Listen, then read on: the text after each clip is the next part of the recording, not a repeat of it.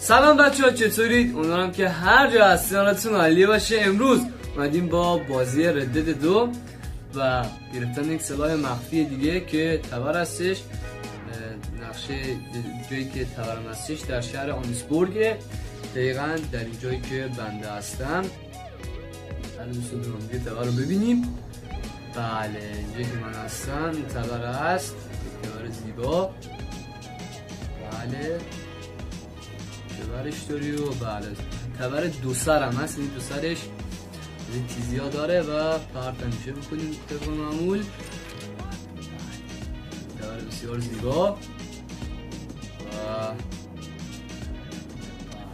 دو سر هم هست.